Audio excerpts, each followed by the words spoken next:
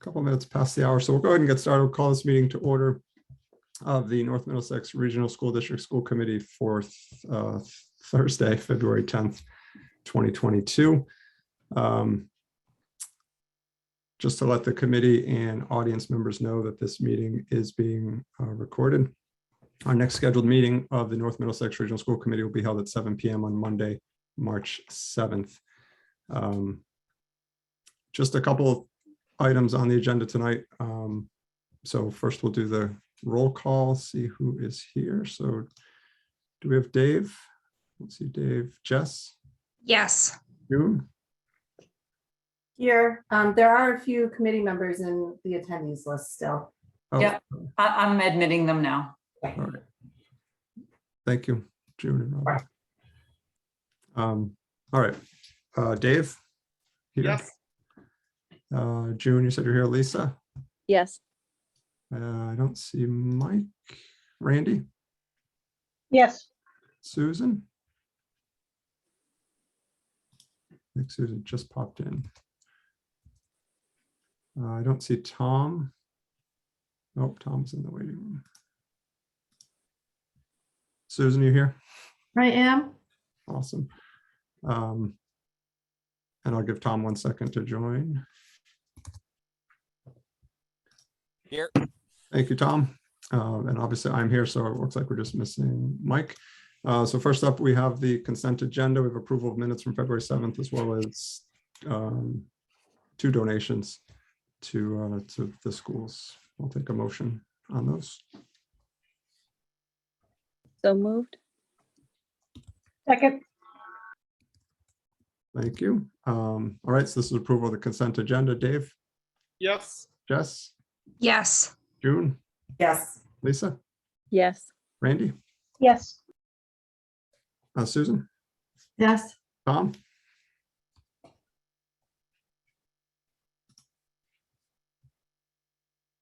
Tom's on mute. I didn't hear you if you said anything, Tom.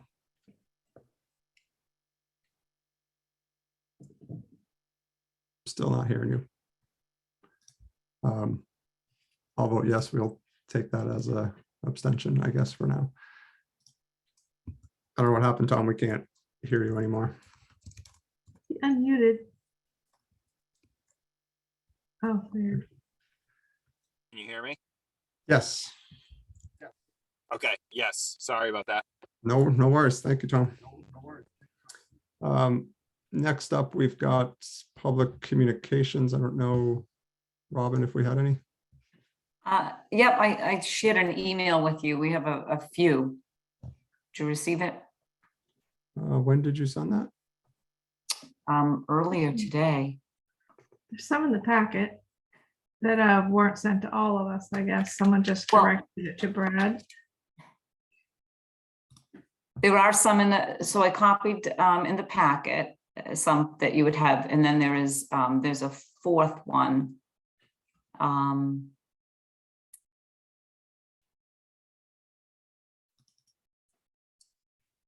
And it's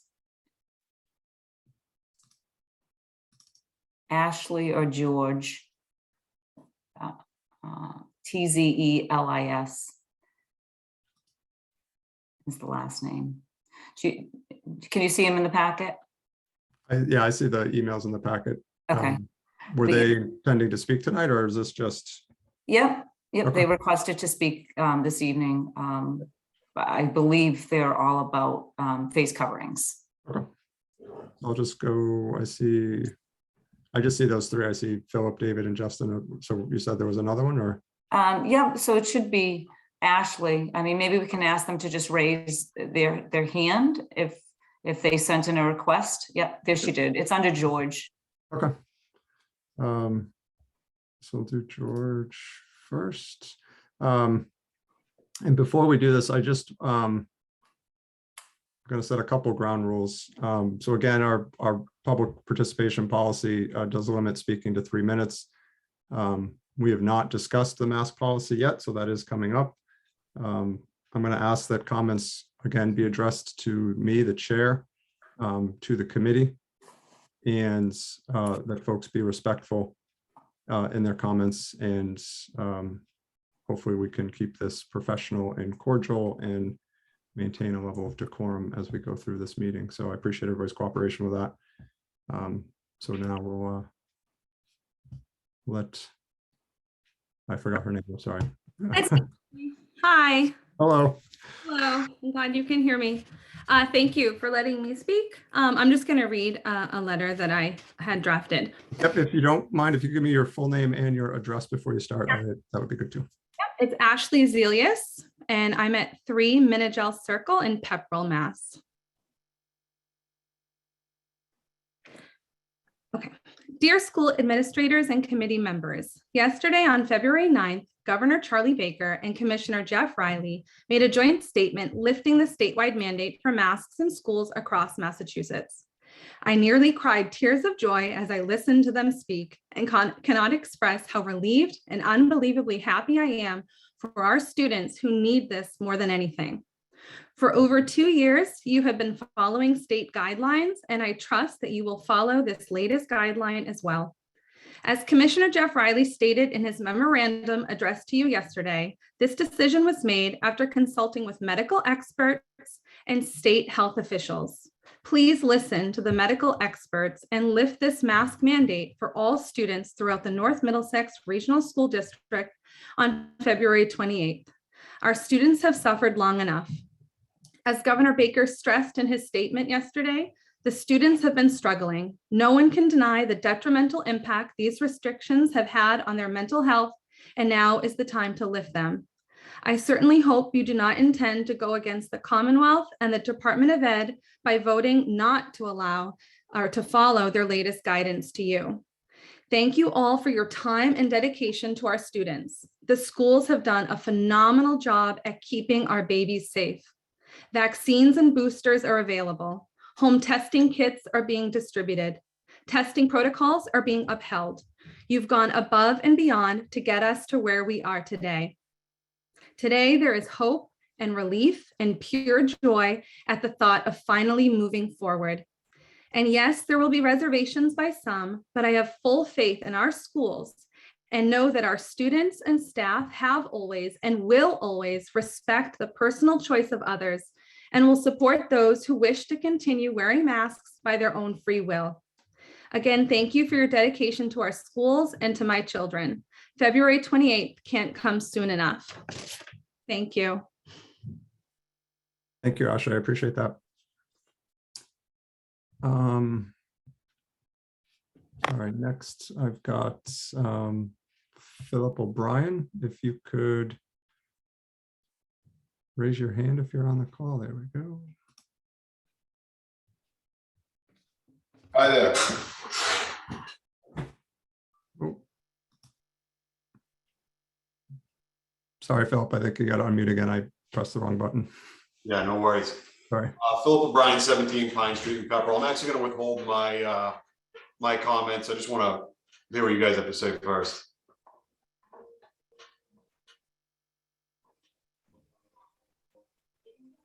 Craig, you're muted. Yep, sorry. Philip, just so you know, we may not get back to public comment once we start deliberating. So if you do want to say anything, I would recommend you say it now just in case. Okay. Yeah, no, I was most concerned with where the committee gets their information and what they decide on. You know, my main concern is that a lot of the information out there can certainly be politicized. It can certainly be twisted, and data can be manipulated.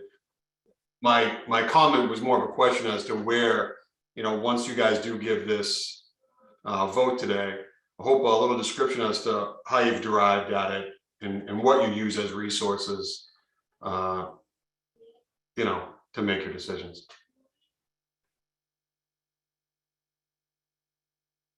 Thank you, Philip. No, I appreciate that. We'll certainly take that into consideration during our deliberations, and any committee members that want to share that are obviously be certainly free to do so.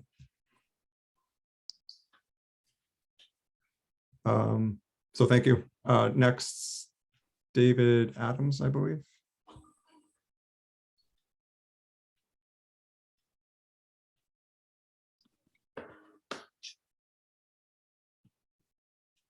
I'm not seeing a David Adams.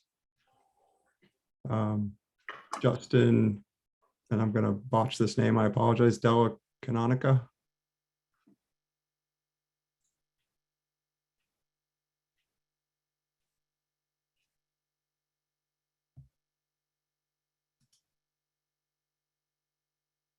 I see Justin, if you want to speak, if you just need to unmute yourself and you should be good to go.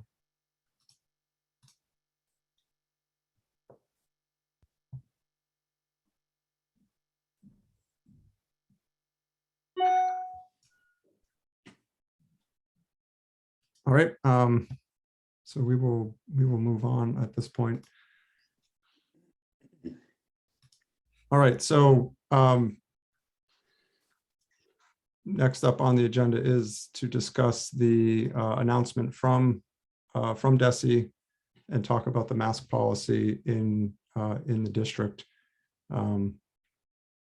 Per DESE's announcement, the mask mandate from the Commonwealth would expire in time for us to return to school on February 28th, which is a Monday. So I don't know, Superintendent, if there's anything you wanted to start with, or if we want to go to Ms. Hampson first, or how we want to proceed with the discussion at this point. Just to clarify, and can you hear me okay? Yes. So just so the public and the committee is aware, that the mask mandate that has been lifted in Massachusetts, it has not been lifted federally on the buses and students returning, I believe, and Ms. Hampson can cover this as well. Students returning to school with COVID would have to be masked to get to the 10th day, I believe. Is that correct, Ms. Hampson, if they've been out with COVID? I'll let her talk on that, but those are the only two things that the state mandate lifting did not come up with or did not release. And the state did cover that yesterday, that the school buses are going to remain the same because that is a federal mandate. So I'll turn it over to Ms. Hampson. Yeah, so it's not completely no masking, as he said, it is less masking. They will still be required on the buses. Any student that has COVID and is well enough to return on day 6 with the current guidelines will be required to mask from day 6 through day 10. Any student that develops symptoms of COVID, tests negative, and returns to school when their symptoms have improved but not completely resolved will need to mask until the symptoms completely resolve. And then anybody who is identified outside of school as a close contact and does the 5-day quarantine, returns on day 6, will also have to mask for the next 5 days from day 6 through 10 in school. In addition to that, anyone who chooses to mask certainly can continue to do so. They will not be discouraged from doing so. And then the last place that you there will definitely be masks is the school health office, which actually falls under the guidelines of a health location or a healthcare setting. And it's mandated that masks be worn in healthcare settings at all times. So any student coming into the health office will be expected to mask in the health office the whole time they're there. That pretty much covers, I think, where you'll see masks. So you'll still see masks around the school. People can wear them. And there will be certain times that they will be mandated. They will not have a choice. Ms. Hampson, could you just clarify one thing for us? So I wasn't clear on the difference between someone who is symptomatic and the duration that they would be required and who makes that determination on symptomatic. And then I thought you mentioned a close contact, and is that a close contact as identified in the school and there's no? No, yeah, let me take one at a time.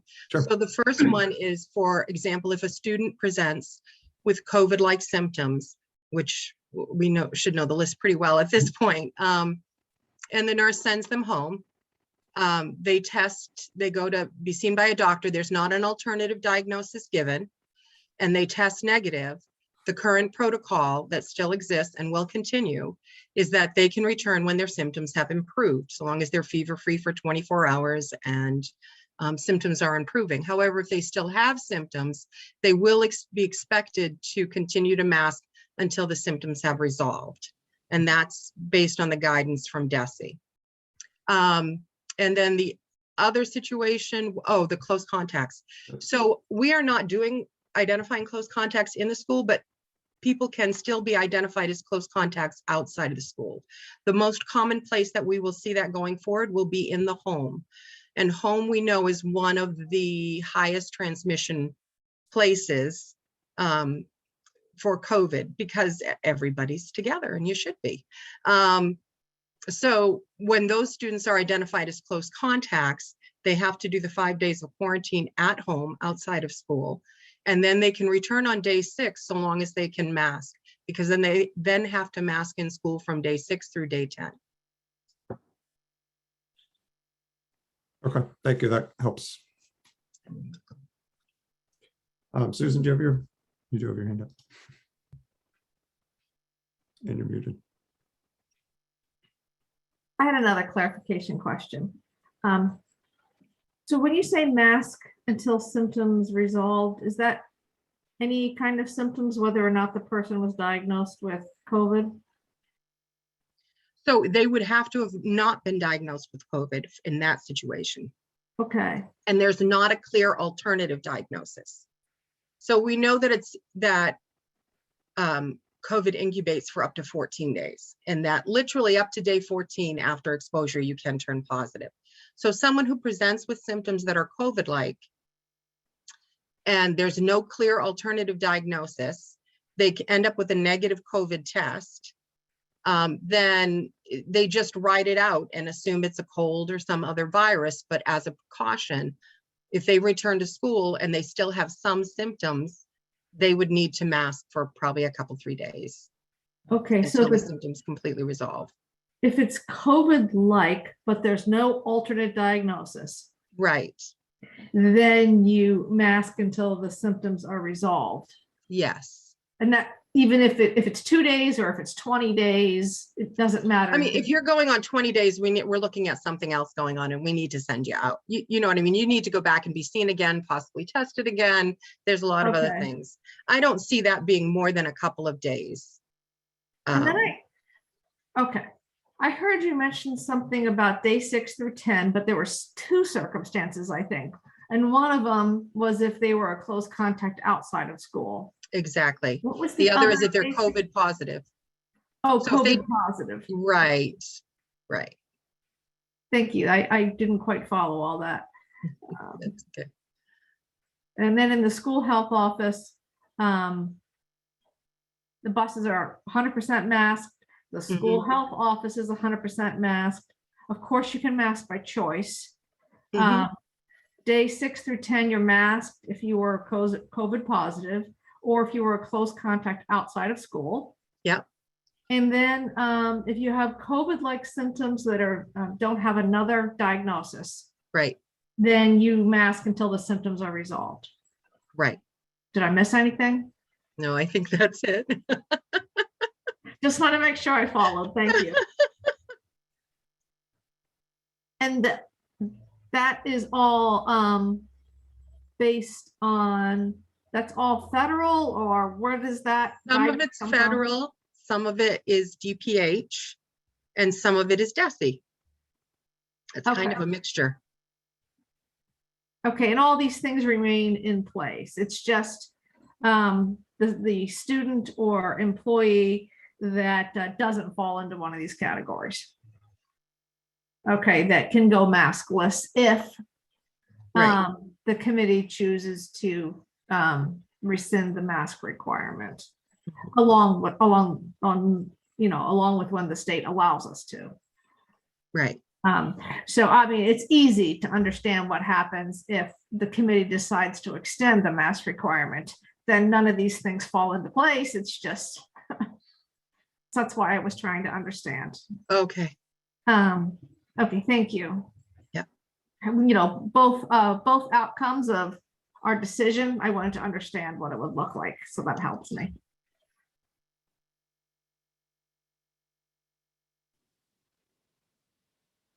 Thank you, Susan. Superintendent? I just wanted to ask Ms. Hanson to clarify. Ms. Hanson, correct me if I'm wrong. I do believe that everything right now that is being put out by DESE and the state of Massachusetts is in compliance with DPH as well. So I believe DPH and DESE are still aligned Yeah. in the state of Massachusetts. So it's anything that's DESE is DPH, anything that's DPH is DESE. I'm correct in that, right? Yes. Okay. I thought that they were still working together in unison on all decisions related to public schools. Yeah, it's just that some things are more dictated by DESE and some Yes, by DPH. yes. Yeah. I did see a question in there about sports, what will happen with sports. That's really, part of that is going to be determined by school committee policy, but the other component is going to be determined by the MIAA. Because if one school system has a mask policy in place for indoors, and the other school system doesn't, it's going to fall into what the MIAA determines, and they have not, to my knowledge, weighed in yet on what they're going to do. So MIAA does govern all sports in the state of Massachusetts. They essentially dictate all rules in the state of Massachusetts related to interscholastic sports. So it does have to go through them, but it also cannot violate any school system's policy, which would really at this point in time be for any indoor sports that are taking place, and which will hopefully start, as we get into the spring, will be phased out as we go outdoors anyway, with the exception of, I believe, volleyball in some districts. Is that just competitions, or is that like practice? Does the MIA govern like a practice? Competitions. No, So- they govern practice, Just contests. Okay. Yes. So it's basically MIAA or home team school, whichever is more restrictive. That's my understanding, yes. Okay. Because every school committee has the ability to, it cannot establish a policy that's more lenient than the Department of Education, but it can establish a policy that is more strict. Okay, thank you for that clarification.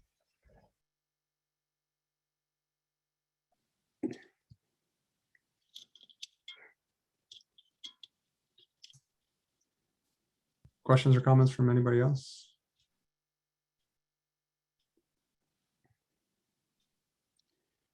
Tom?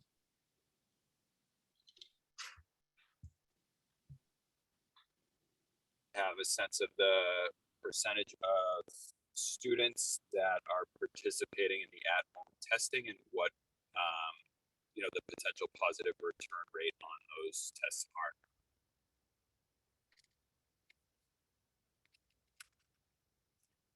are. I'm sorry, I missed part of the question. I think he was asking about the at-home tests and. Go ahead, Tom. So how many people are signed up? Is that what you're asking? How many people are signed up? Is that what you're asking? Yeah, what is the percentage of our students who are participating in the at-home testing, and then what is the percentage of the positive results that we've seen return so far? So the students, we have about 1/3 of our student population signed up for the at-home testing. And more than half of our staff. And so far we've had, in 2 weeks of doing it, the first week was only the staff. And then the students did it for the first time this week. We've had 3 positives. And that's it out of the 1,300.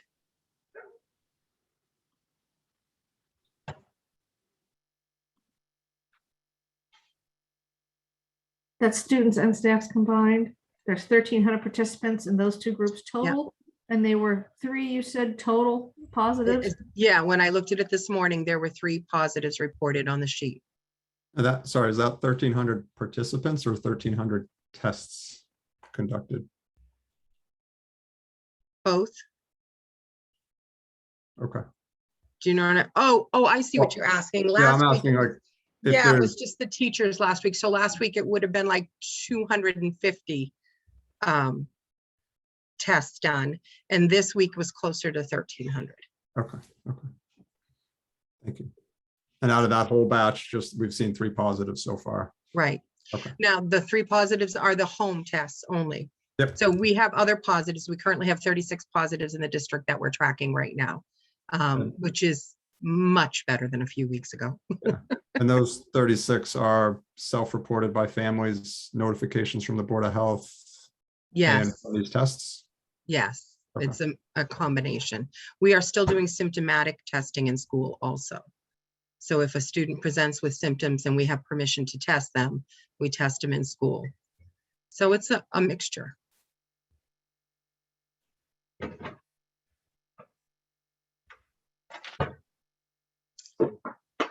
Would in-school symptomatic testing continue? Yes, it would. And if a student was symptomatic, they were tested in school and found to be negative, does anything change? No, that protocol stays exactly the same as it currently is. Yes. So they wouldn't be required to wear a mask, they go back to class and everybody's happy? if Correct. they test Depending on negative? their symptoms, it depends on the symptoms and the level of illness. With a negative test, you can still end up going home. Okay, well, because they could have a fever and. Right, Right, okay. right. Yep. So, Okay. Dave?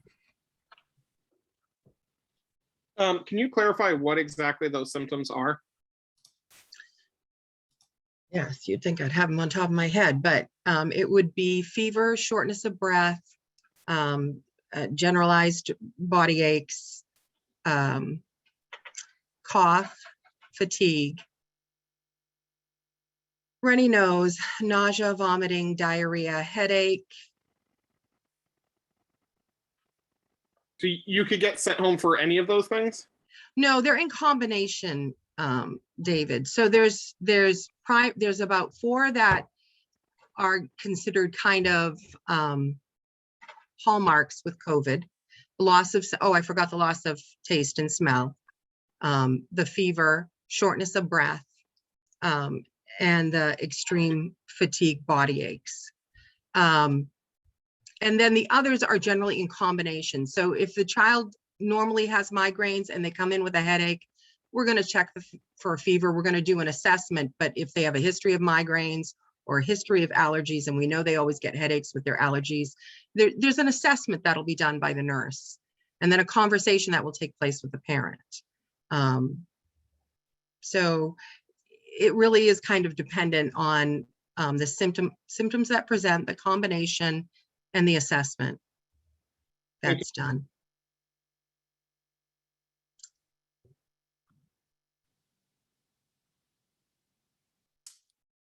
Thank you, June. Yes, I'm glad to hear we're down to 36 cases, because I know it was close to 200 right after vacation. Yeah, And I know that after Thanksgiving, we also saw a big surge in cases as well. Yeah. Was that the case last year after vacations as well, that we would have a spike in cases? Yes. After every vacation that we've had a spike in cases. How long? Except April vacation last year. Okay, all right, that's good to know. And how long would you say the surge lasted? Was it about 2 weeks before? Yeah, they're usually about 2 weeks afterwards. Okay. Okay, thank you for answering that.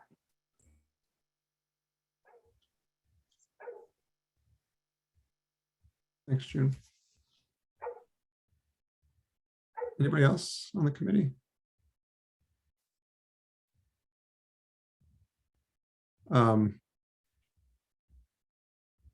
Does anybody want to make a motion one way or another, or do we want to go ahead, Jess?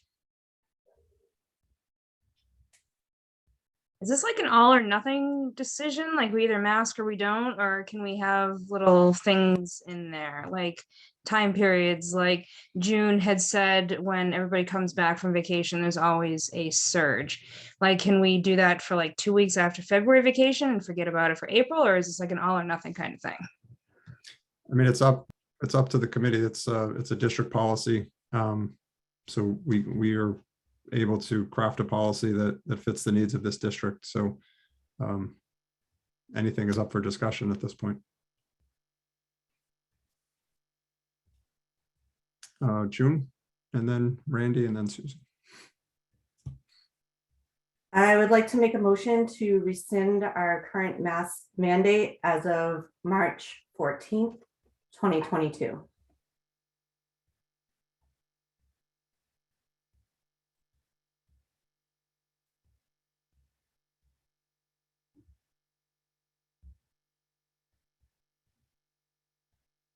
Do we have a second on that? I'll second that. Thank you, Jess. Randy, I had you next. Yes, I'd like to just kind of add, I'm not ready to vote on this. I don't think it should be an all or nothing. I think we need to take a look at metrics, because a surge in the schools is going to affect the education of the students. If all of a sudden we have, 100 students out in a school because they are all sick, what is that going to do? It's going to be worse than remote was for the students. They're going to be out for 5 days minimum. I really think we need to take a look, and if we're going to have surges, we need to have some mitigation to be able to still teach the kids and not have the entire schools go out right now.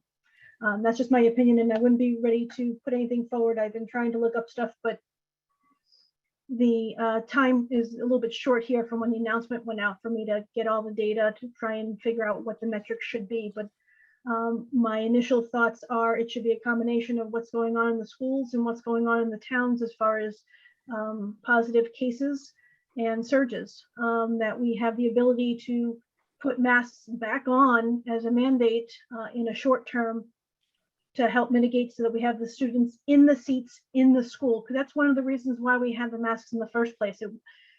Health obviously was the first issue. The second was we need the kids in the seats in the school to teach them best. Nobody liked remote for that reason, but if they're out sick, it's the same result.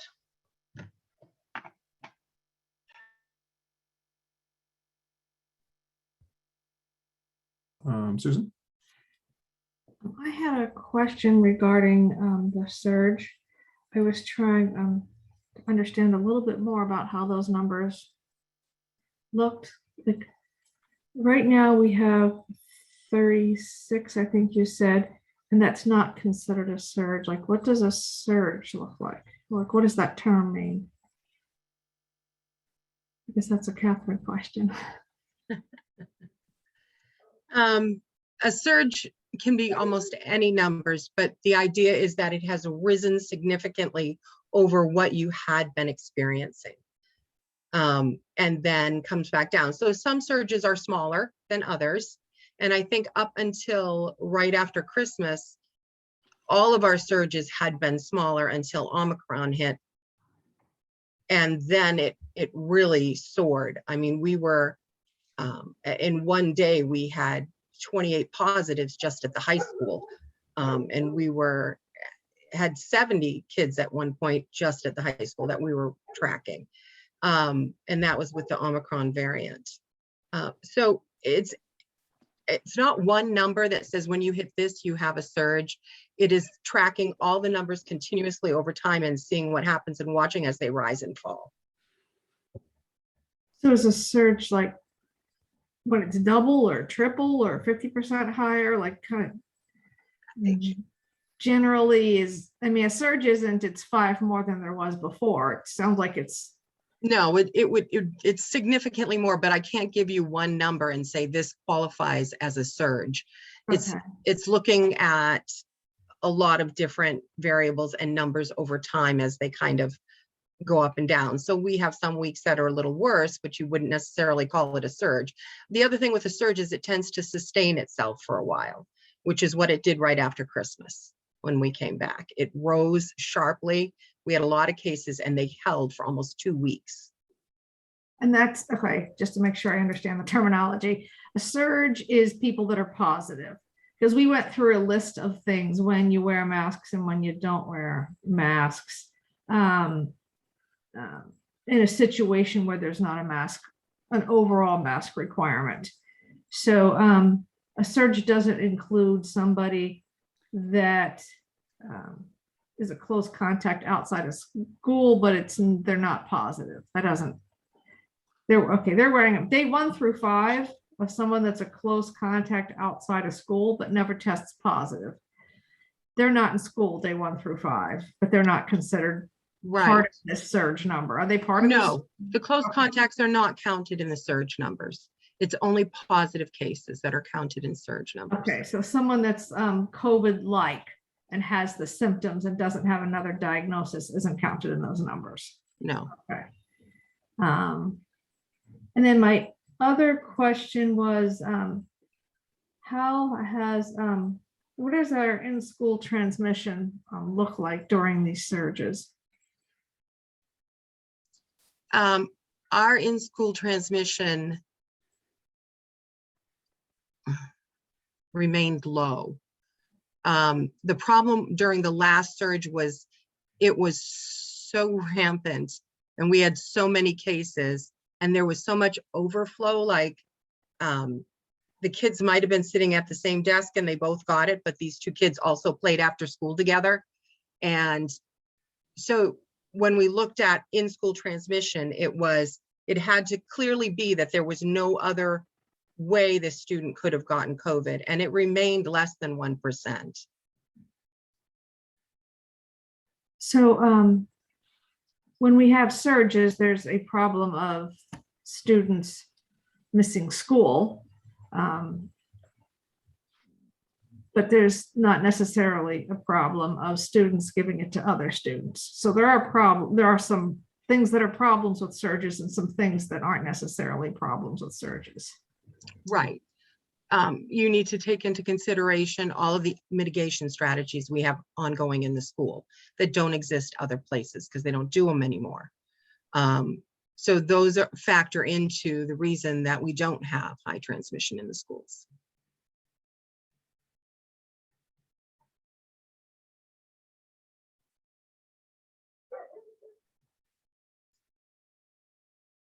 Thank you.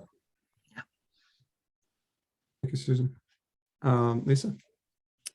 Do the other mitigation steps get removed as well? Like sitting close to your students now, those things disappear with the masks being lifted, or are those still going to be in effect? They can remain, or you can choose. That's kind of up to you guys. Honestly, there's nothing that, unless lifting the mask mandate, they're not saying that we remove any other strategies we're still using. They're simply saying that they're lifting up the requirement for masks. And then it's up to each district to decide how it wants to proceed at that point. Would that be our decision, or is that Brad and his admin team's decision? Ultimately, go ahead.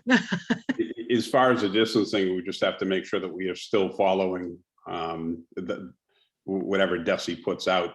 Right now, the expectation is that we try to stay as close to 3 feet as possible. That's with masks. I don't know if DESI is planning on putting something out with regard to social distancing in classrooms if the mask, if and when the mask mandate it gets lifted by individual school districts. They have not come out with that. That being said, they also didn't release all the information that Catherine and I came into this meeting with in the press conference the other day. So a lot of it is in backup information that we have, and we can certainly share with the public. Is that fair to say, Catherine? And then my next question is, what are our vaccination rates at each of the schools? I know that Desi had set the 80%, but I don't think we're close to those. We are not at all. Do you want exact numbers in each school? I can give them to you. You just have to give me a minute to pull up that information. I have it on a spreadsheet. If you want approximates, I can give you ballparks. Whatever you'd like to give us, I think the more information helps. Okay, so I can tell you that the school that's in the best shape as far as vaccination goes is the high school, with 66% of the student and staff population vaccinated at this point in time. Our elementary schools are all below 40% vaccinated, with Ashby being the lowest at only 17% of their population being vaccinated. Spalding is like 25%, and I think Varnum is around 30%. The two middle schools, Hawthorne is just below 50%, and Nissitissit is right around, is about 52% of their student, and that is counting students and staff in those numbers. Overall, as a district-wide, we are under 50% vaccinated.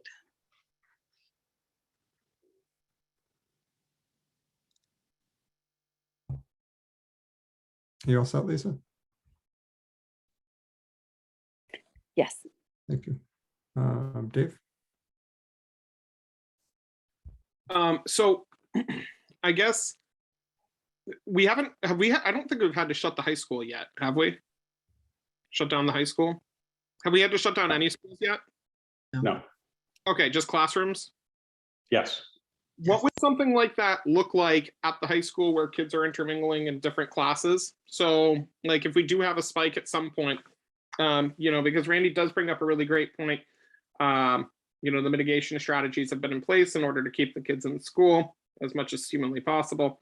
So I guess, is everything still in place? And then at what point would we shut down a class? At what point would we shut down an entire school? There's not a magic number, honestly. I wish I could give you them because it would make things a lot easier for all of us. In each case, every time we've had an individual situation, we have consulted with the Board of Health and sought their guidance in how to proceed.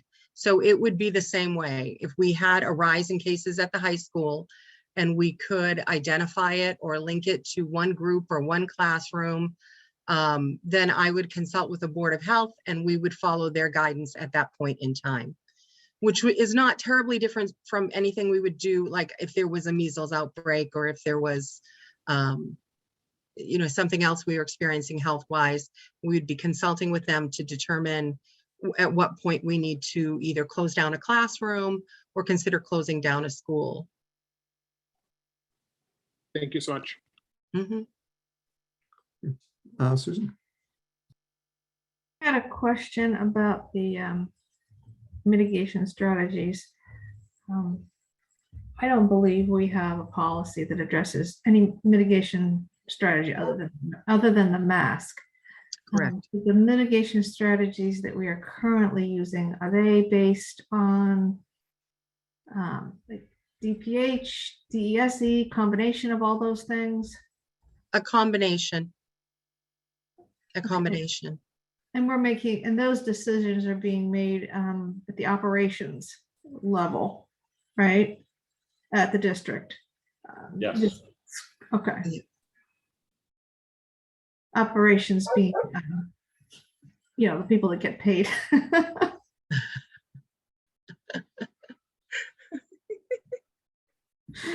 Rather than the, I guess, legislative, I guess is a better term for us.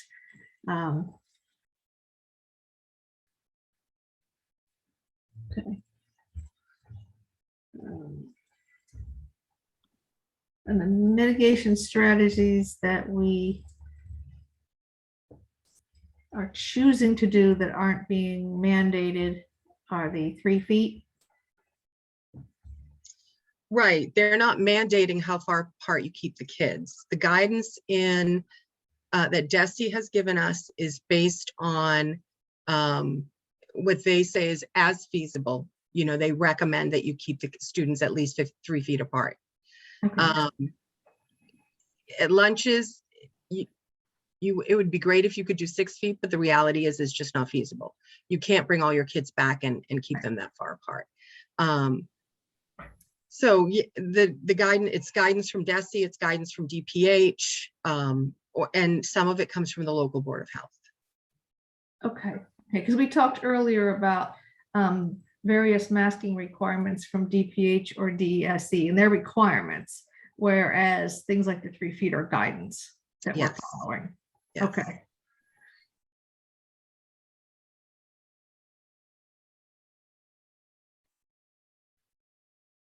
That answers that. Thank you very much. You're welcome. Thank you. And I do tend to agree with Randy. I'm processing this all, and I'm one of those people that take it all in and it all cranks around.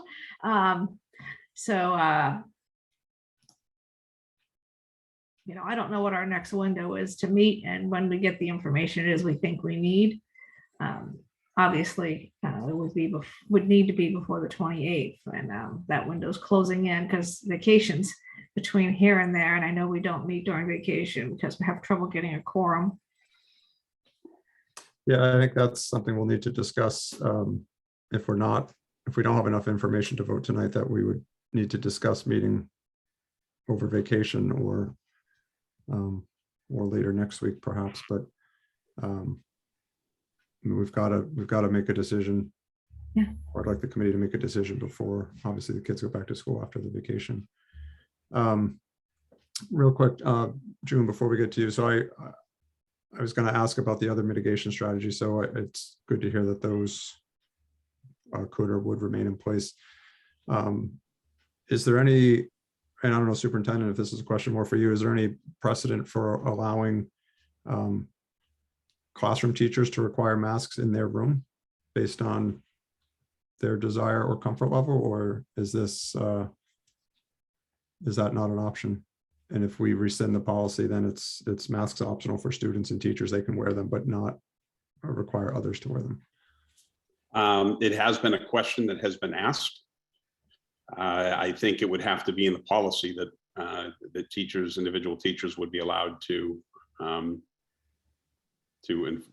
require masks in their classroom.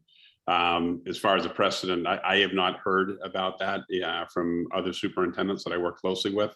I have not seen that on the MASS listserv at this point in time. It's not something I've seen. I would imagine that, again, it's my understanding that the school committee can put forth a policy that makes sense to the school committee as a whole, or at least by majority vote. Okay. Ooh, I'd hate to have that land on the teachers like it's landing on us. And They're that's- going to people that teachers that choose to ask to be masked.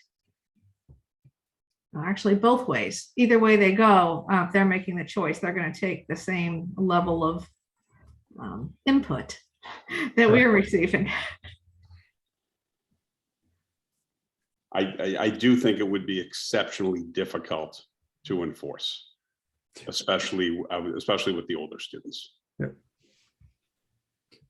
June.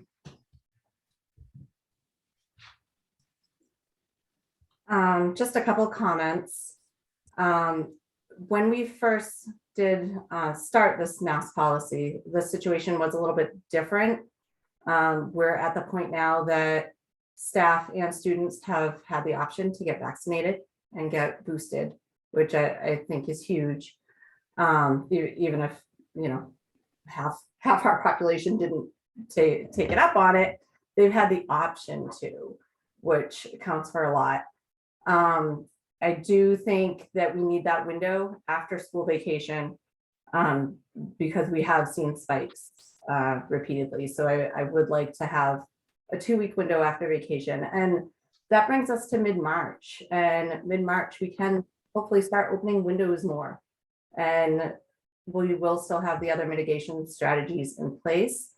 All that being said, I still do believe masks work, and I would like to encourage mask use. I'd prefer masks are encouraged rather than masks are optional.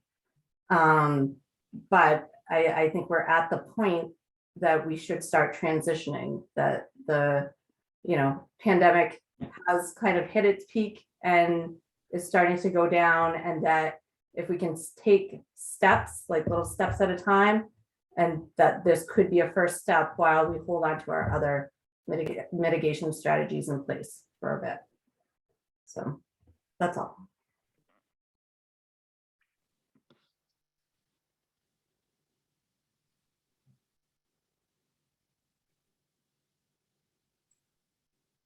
Randy?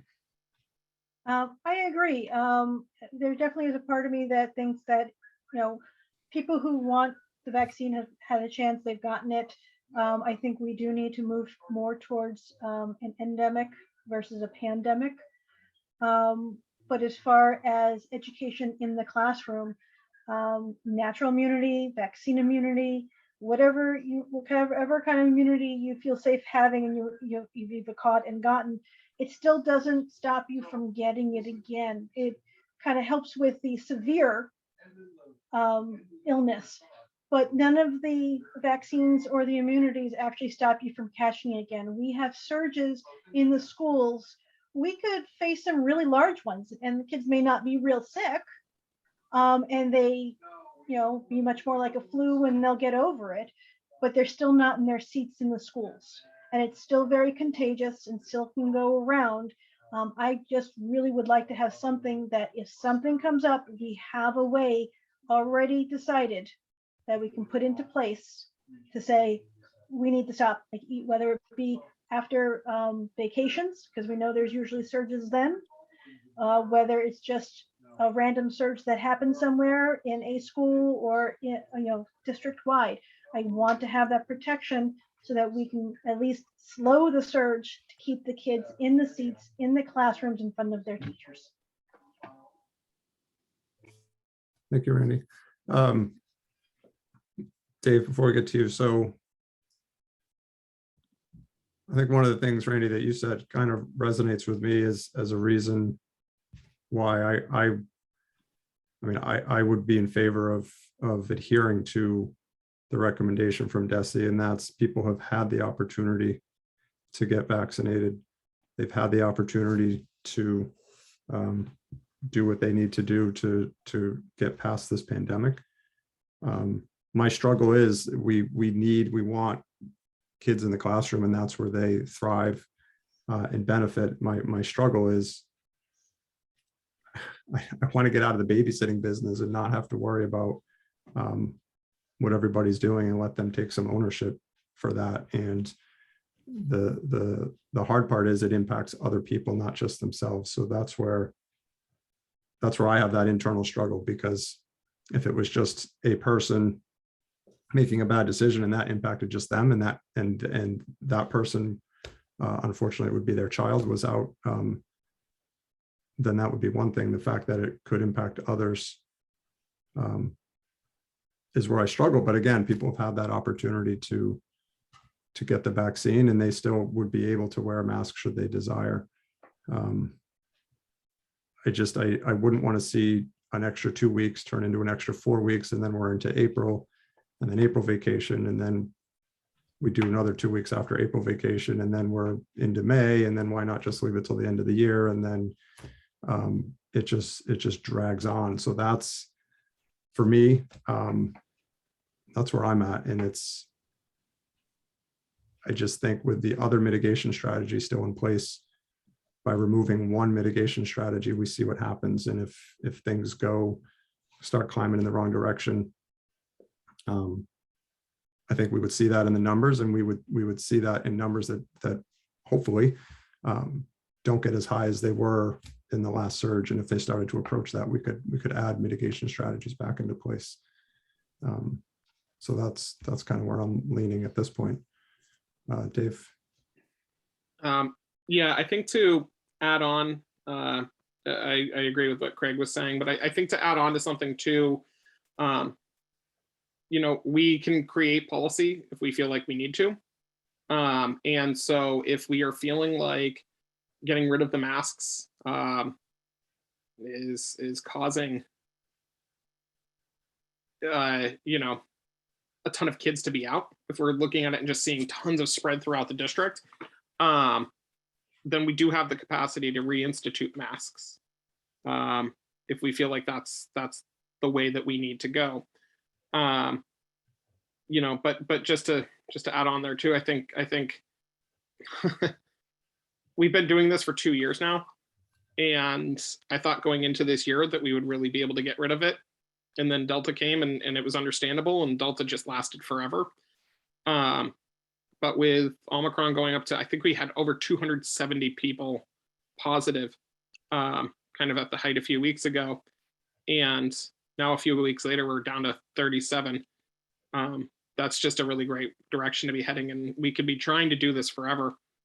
But I just think for everybody it would be a good thing to go towards masks being optional, especially with the availability of N95s, which weren't available at the beginning. Thank you, David. Susan. Randy, I'm working really hard to follow you, and I just need a little bit of help because I usually really appreciate what you have to say, but I'm kind of like, I need you to help me really clue in, because I'm sitting here going, okay, if the students aren't in the seats, like, what's the alternative? Like, and I'm going, if we're finding that we don't transmit in schools, like, how does masking help put the students in the seats? And then if students aren't in the seats, what does that do to how we conduct the process of education? I'm not arguing with you. I'm working hard to grasp. You're on mute if you're answering. Not yet, but thank you. Well, first, I just wanted to say that I wasn't looking at just having a general policy, when we decide to put masks back on. I was looking to have very, straightforward metrics. Like if a school reaches 20% of the, cases and students are out, then we put masks back on. If the, rate in the community reaches a certain level, we have some kind of, again, I haven't looked at the data. I haven't looked at, where that would be. I'm trying to propose that we look at something very hard to say, okay, it met these requirements that we determined beforehand. So that's not random. It's not arbitrary. It doesn't last forever if, the cases die down and we just decide we don't want to take it off.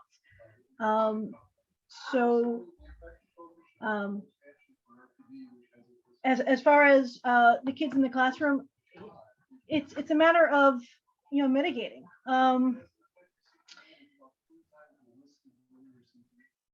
If kids are still in school, the more cases there are, I think we would see more transmission in the schools. At lower levels, if we catch it, we're not seeing a lot of cases. But we also are wearing masks in the school right now. So we really don't know what the transmission rates will be without masks. So to have something in a policy as far as rates and when we say, okay, it's not going to take us, 2 meetings or a week or 2 to be able to call a meeting and come up with things and put masks back in place. We have something in place already that if we see transmission, because a lot of kids aren't wearing masks and we have a surge, that there's something that goes, boom, okay, tomorrow we can say it hit these metrics, we're wearing masks again for a 2-week period or whatever we come up with. Okay, so we don't have a lot of transmission in school that we can tell, but we're wearing masks. We don't know what the transmission will be without masks. Okay.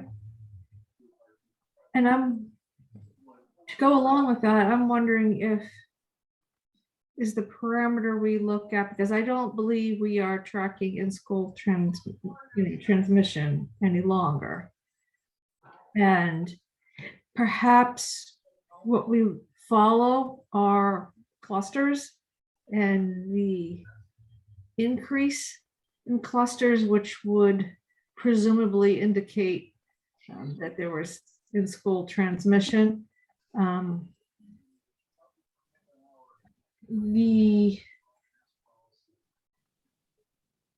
Because I don't know, I was struggling with the students in the seats part, because I don't think we could cancel school and add on to the end of the school year. I don't think anybody's proposing that we do that. Obviously, if all the kids were out, or 50% of the kids out, you know, we or 50% of the teachers along with that, we'd have to think about something more on the extreme. I don't anticipate us seeing that, but perhaps monitoring the clusters when we see an entire classroom out, or 80% or whatever makes sense there, and we see an increase in the number of clusters of sports teams and classrooms, seems to be the groupings,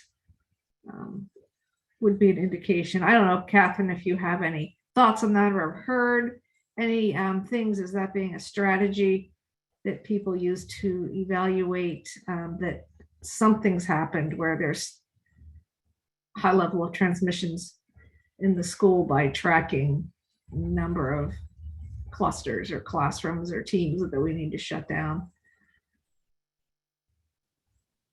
Yes, you do that with any kind of a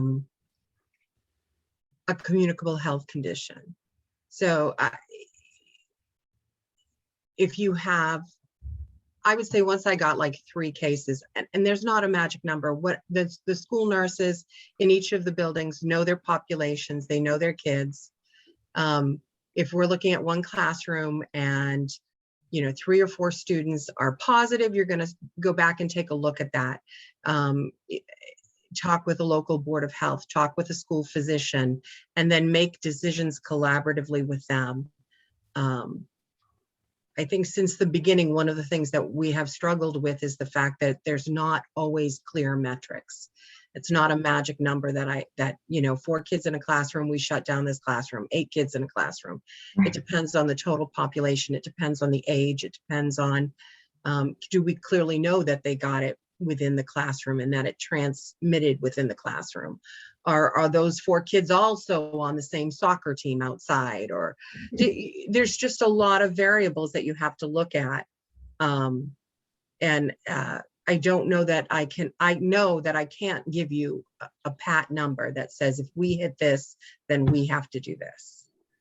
Because, I'm certainly of the mindset that we are seeing this move from a pandemic to endemic, and someday we need to get rid of masks. Yes. We're not going to have these kids be elderly and have never lived without a mask. So at some point, it certainly seems logical that it's some point soon. And I hear the argument about 2 weeks after vacation. We do see an increase in positive. I don't know that that increase in positive is due to in-school transmission. I don't know that it increases the likelihood of other kids in school that stayed home getting COVID from someone that may have, I'm probably making up the wrong story here. So I see the logic, but I don't see the logic at the same time, if that makes any sense. So I mean, there's a certain degree of arbitrariness, if that's even a word, to all of this. Unfortunately, it would be nice if we had some really solid ways of making these decisions, and it hasn't been that way since the beginning. So we have to take what we know and use our best judgment. If we felt that, I do believe that people have the ability to protect themselves through vaccination and through mask wearing. My understanding is that cloth masks are fairly inefficient. I don't know the percentage of kids that students and faculty that wear the cloth masks, but I believe that that's a choice. Perhaps there are students that don't have access to the medical grade masks but would like to wear them. Perhaps there's something we could do to assist with that if the family felt it appropriate for their child to wear a mask. But I don't know that it's appropriate when individuals have the ability to put several strategies in place to protect themselves, that they then can try to control their environment by asking others to also wear a mask, based on what we know at this point in this, I don't know what the right word is, pandemic, endemic, at this point in being aware of COVID. So I'm inclined to say no masks. I can see where we could come to the conclusion of the 2 weeks after a break. But I would expect there to be more, but I don't think that more increases what I heard in school transmission. I believe the concern that that some folks have is that their child is going to go to school, or they themselves as a staff member is going to go to school and contract COVID because there's more people that have COVID. But there are mitigation strategies, and we see low in-school transmission. So I'm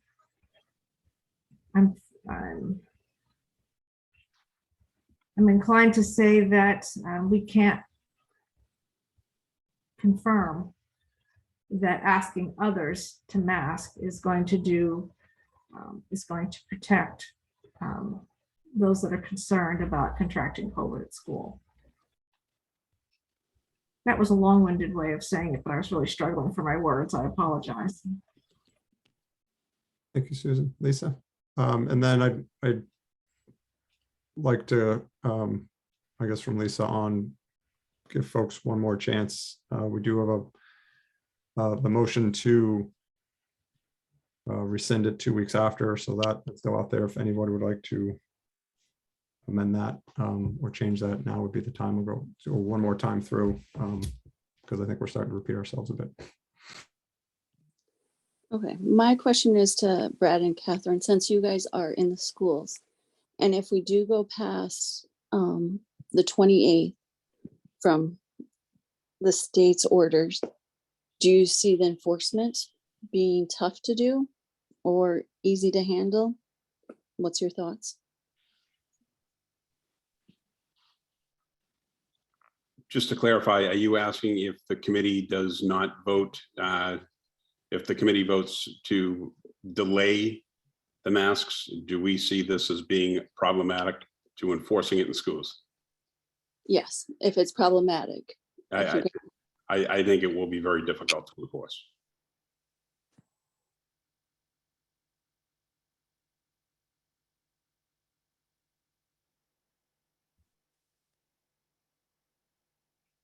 Are you all set, Lisa?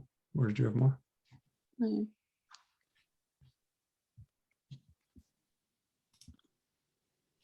I'll take that. She's all set. Anybody else?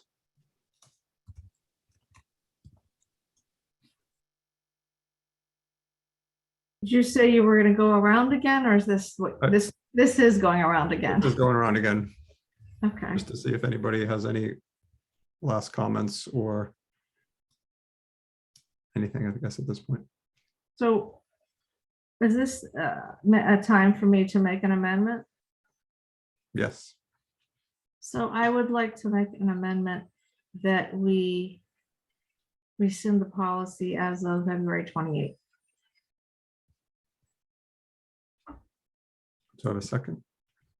Second. I'm sorry, I didn't catch the date. So that you, so on the morning of February 28th, in line with the state, that students have a choice and staff have a choice. Right, so we have an amendment to the original motion. As if this issue wasn't complex enough, layer things on. So amendment to the motion to now rescind the mask mandate effective February 28th, 2022, which would be in line with the DESI recommendation. So any discussion right now is on changing that date. And if there's no discussion or that discussion ends, we will vote on amending the motion. And then we will vote on the motion itself. If that amendment passes, we would vote on February 28th. If that amendment does not pass, we'll be back to discussing the motion for March 14th, I believe it was, March 14th. So I understand that's confusing, but right now we're talking about changing to February 28th. So does anybody have any comments on that? Okay, so we will vote on amending the motion. This is not to change the policy. So for those at home, we're just voting to amend the motion to February 28th. And then if this passes, we will vote on the motion to rescind the policy. If this doesn't pass, we're back to March 14th to vote on that. Does everybody understand that? So make sure we're very clear. Okay, so the motion is to amend rescinding the mask mandate, to amend that to state February 28th, 2022. So Dave. Yes. Jess. Yes. June.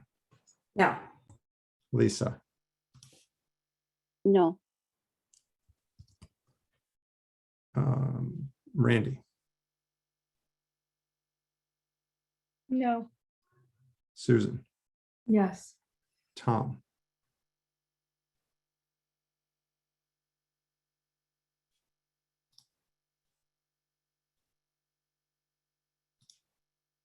Tom, I see you're unmuted, but I did not hear you. Yes. And I will vote yes. So Robin, keep me honest, that was 5-3. Robin, keep me honest, that was 5-3. Okay, thank you. So the amendment passes. We're back to what is now the main motion, to rescind the mask mandate as of February 28th, 2022. I will give folks one more opportunity if they want to say anything before we vote on this motion.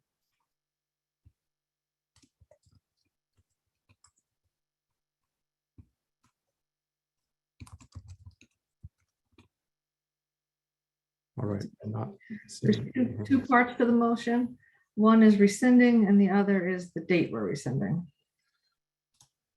Yeah, I mean, it's well, all one vote, but. It's all one vote. I think just, so you remind me of another thing that we do need to discuss, and that is the actual policy. Because this is rescinding the mandate, which now has an impact on the actual policy itself. The motion was not to rescind the policy. Let's be clear on that. The motion was to rescind the mask mandate.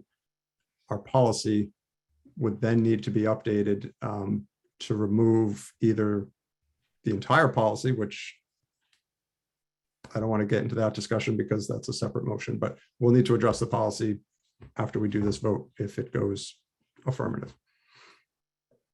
Just to be clear on that. And we can refer that to the subcommittee and let them deal with it, but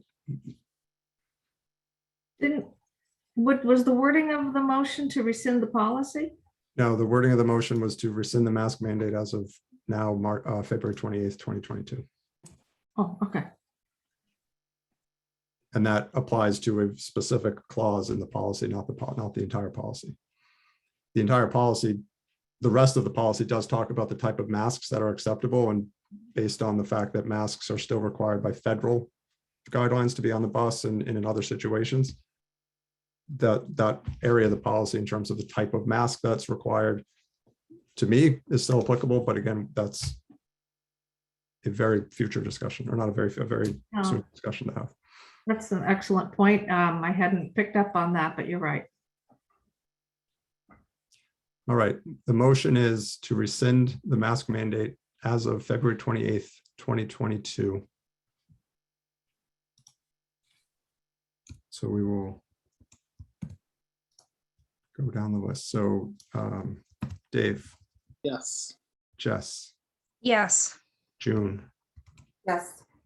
Lisa, Yes.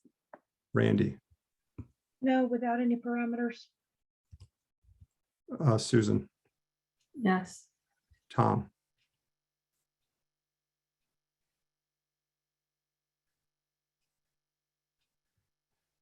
still don't hear you, Tom. Yes. Thank you. I think there's a delay when you unmute. It takes a couple seconds. And I will vote yes. So no worries. Yes. 1, 2, so that is 7-1.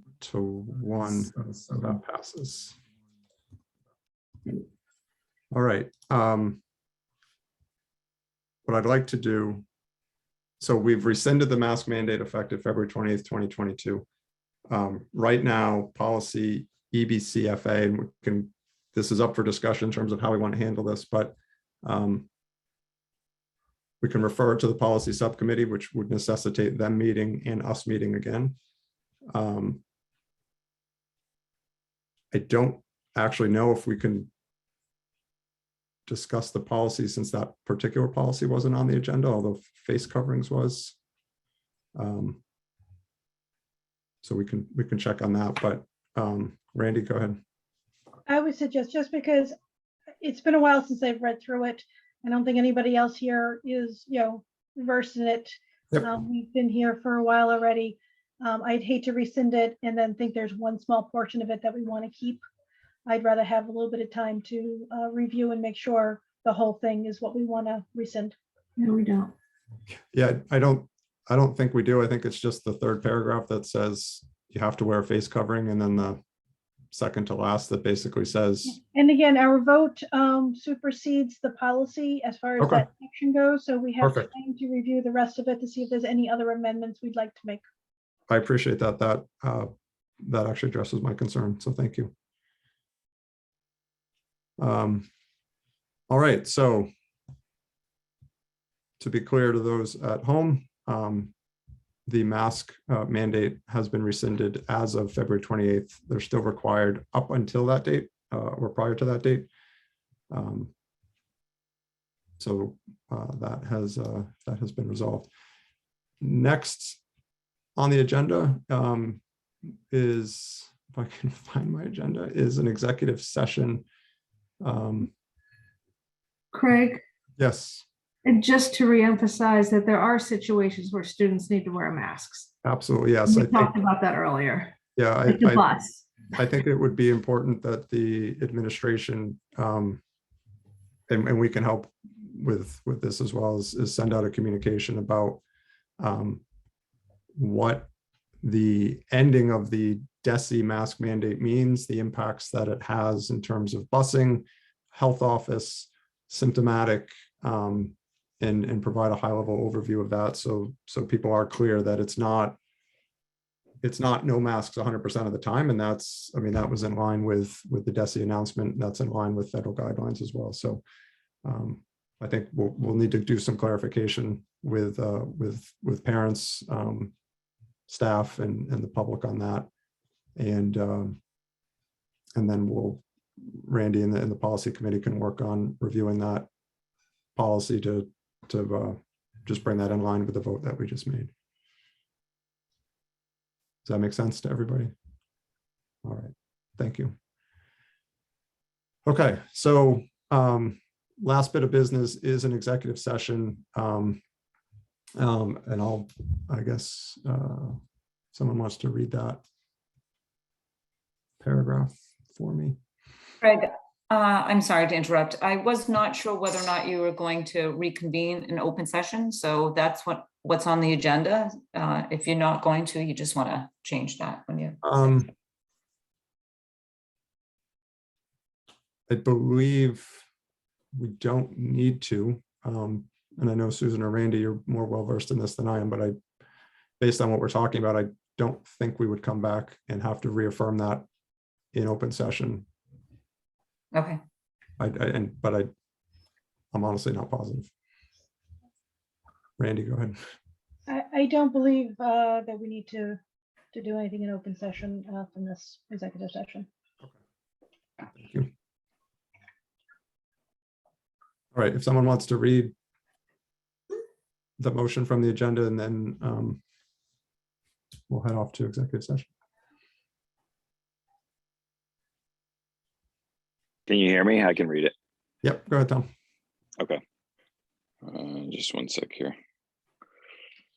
So I move that the school committee meet in executive session pursuant to Mass General Law, Chapter 30A, Section 21A for the following purpose. Purpose 2, to conduct strategy sessions in preparation for negotiations with non-union personnel, or to conduct collective bargaining sessions or contract negotiations with non-union personnel, superintendent.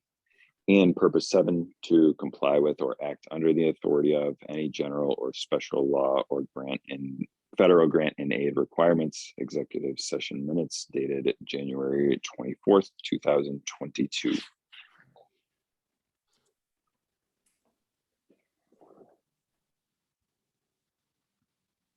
Second. Got it. Thank you, Dave. All right, so this is to enter executive session. Dave? Yes. Jess? Yes. June? Yes. Lisa? Yes. Randy? Yes. Susan? Yes. Tom? Yes. Thank you. And I will vote yes. So the committee will now be meeting in executive session pursuant to MGL Chapter 30A, Section 21A for the following purposes. Purpose 2, to conduct strategy sessions in preparation for negotiations with non-union personnel, or to conduct collective bargaining sessions or contract negotiations with non-union personnel, the assistant superintendent. Purpose 7, to comply with or act under the authority of any general or special law or federal grant and aid requirements, and that's for executive session minutes dated January 24, 2022. The committee will not reconvene in an open session. So any members of the public, you are free to drop. Hope you have a good evening, and thank you for attending. And thank you for your feedback and input. For the committee, we will head over to the other meeting and finish our business there. Thanks, everybody.